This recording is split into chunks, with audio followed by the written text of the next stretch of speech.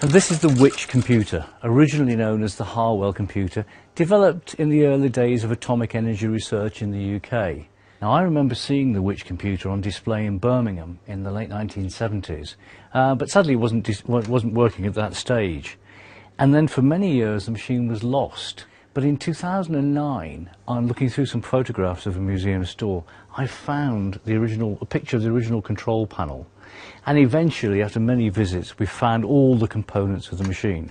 It's brought here to the National Museum of Computing, and we began the restoration process to return it back to a working condition.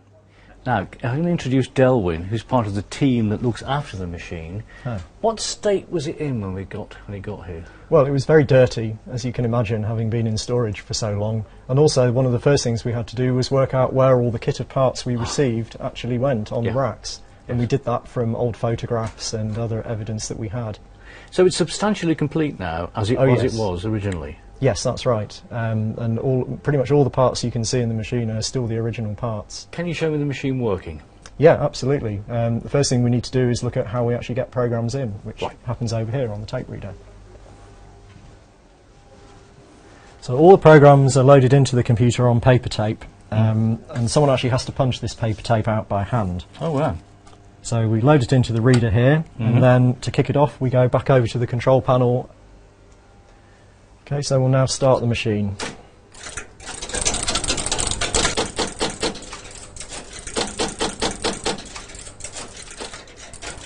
Hi Delwyn, what are we looking at here?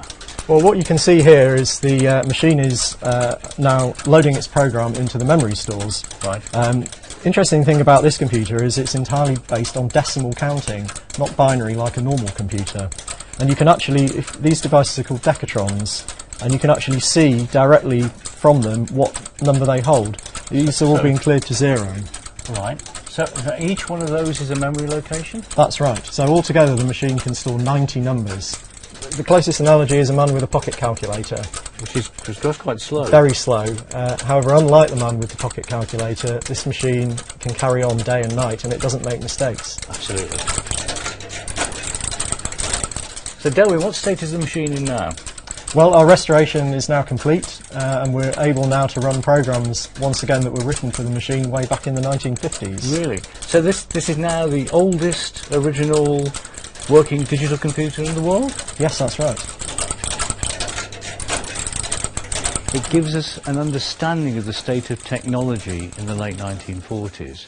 It's also doubly useful that it's such a visual machine that when we're teaching school children about how computers work and about computer programming, they can see inside this machine and see it operating.